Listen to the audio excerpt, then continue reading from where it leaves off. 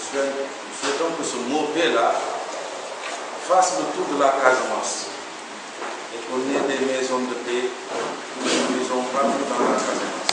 C'est pour vous dire combien de fois cet atelier est important aux yeux de l'administration. Je vous remercie et vous félicite, monsieur le directeur, parce que vous avez vraiment touché du doigt le problème ou bien une des solutions de ce conflit en Casamance. Une des solutions, c'est l'implication des femmes. Les femmes paient un lourd tribut dans les zones de crise ou de conflit. Ces menaces, tueries, viols, enlèvements. On n'a jamais besoin d'un homme dans une crise, sinon pour tout simplement, disons, la guerre, la bataille. Mais quand on a besoin des agréments de cette guerre-là, on a besoin des femmes. Et voilà pourquoi, malheureusement, elles sont les plus grandes perdantes de ces crises. C'est pourquoi je dis que, monsieur le directeur, après vous avoir félicité et vous remercier, d'après le thème, à mon avis, et c'est un avis personnel, je ne devais pas le dire, mais je vais le dire, le thème, à mon avis, ne semble pas refléter la présence suffisante des femmes. Non seulement il n'y a pas un équilibre, mais il y a plus d'hommes que de femmes. Monsieur le directeur exécutif, c'est peut-être fait stratégiquement, je comprends.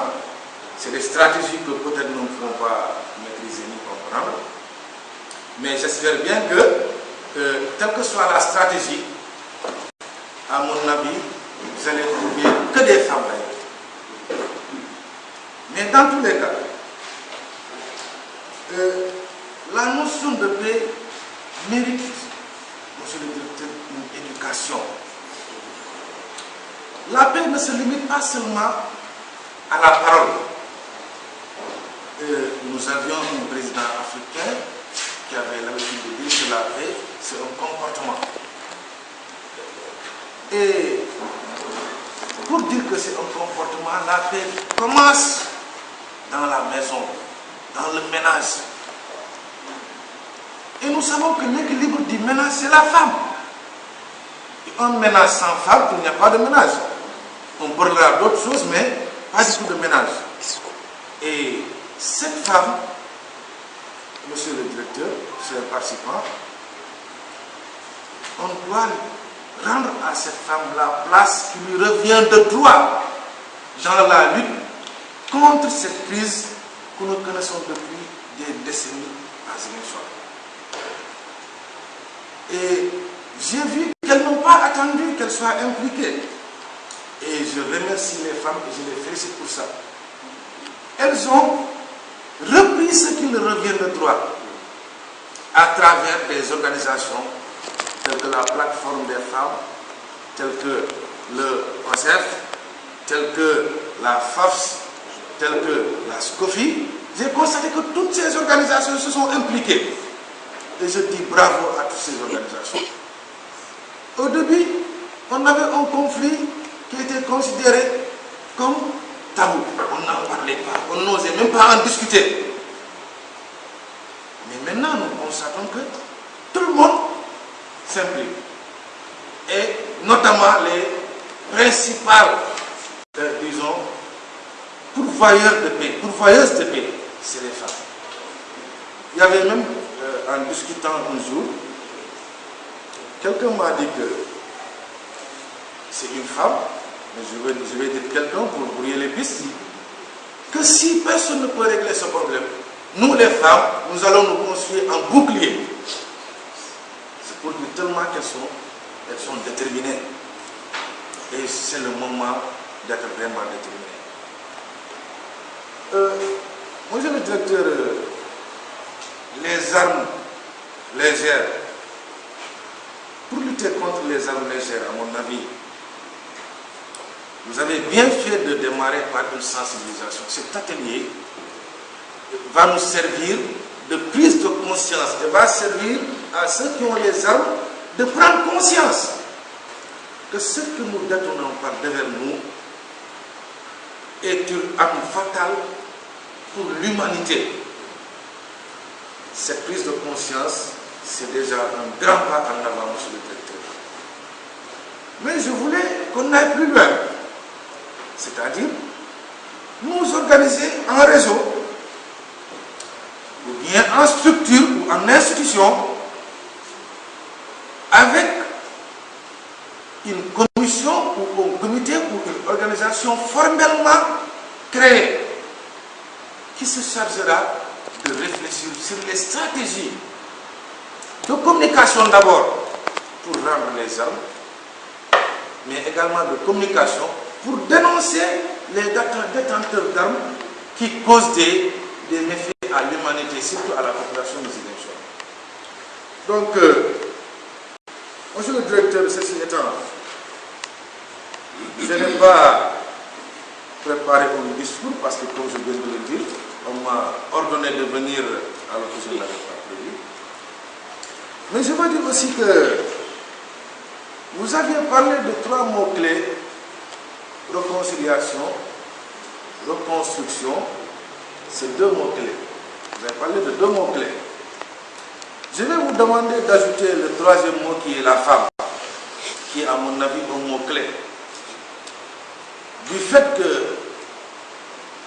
la réconciliation est plus facile quand c'est porté par les femmes que par les hommes.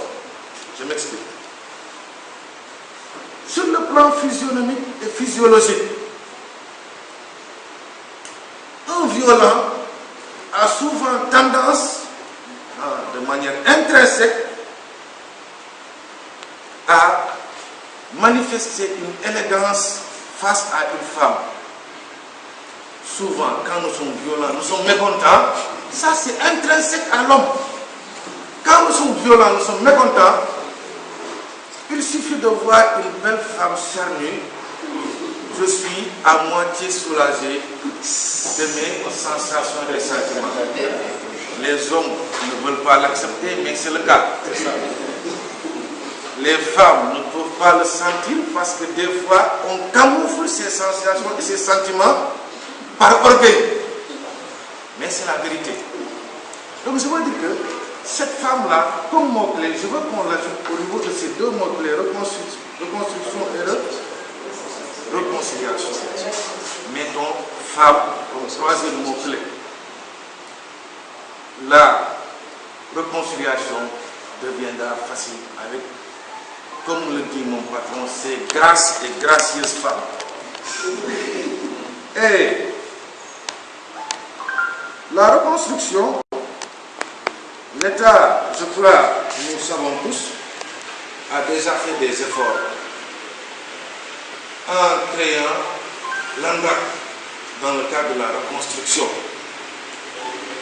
Et ceci, c'est tout simplement la manifestation que l'État veut faire dans le cadre de privilégier la reconstruction. Et ça a porté ses fruits, même si c'est insuffisant. Il y a 1 an que je suis là, j'ai contribué à la reconstruction de 5 villages qui étaient déplacés. Et je ne l'ai pas fait tout seul, mais je l'ai fait grâce à l'appui de ces organisations créées et ayant comme objectif la reconstruction de la Casamance. Je voudrais que vous nous aidiez, vous nous appuyez, monsieur le président. D'autres villages veulent retourner au bercail, mais n'ont aucun moyen. Tout est brûlé, tout est envahi. Ils n'ont ni tôle, ni ciment, ni rien. Je voudrais que vous soyez notre porte-voix auprès des généreux donateurs pour penser à ces 11 villages qui veulent déjà retourner au bercail. Ça, c'est pour votre 2e mot clair. Je veux dire que je suis à votre disposition pour vous accompagner, vous appuyer, vous assister et vous donner toutes les informations dont vous aurez besoin pour aller dans le sens de vos objectifs, c'est-à-dire non seulement la réconciliation, la reconstruction et la mise des femmes au cœur de ces deux disons concepts. Monsieur le directeur, je vais terminer mon discours, ou plutôt mon propos, par lancer un appel. Un appel à toutes les populations de Ziguinchor d'avoir le cœur de la tolérance. Nous devons tolérer, nous devons accepter les insuffisances et les erreurs de l'autre. Si jamais on ne se tolérait pas, est-ce que nous tous là, on allait avoir cette tâche que nous avons là? Si jamais Dieu ne tolérait pas, chaque, disons, comme on a l'habitude de dire, péché, s'il punissait immédiatement, est-ce que nous là, on allait être ici actuellement? Combien de péchés enrichis qui a commis dans sa vie, et pourtant Dieu l'a laissé toujours avec nous. J'appelle à toutes les populations de nous inspirer de ces faveurs que Dieu nous a données.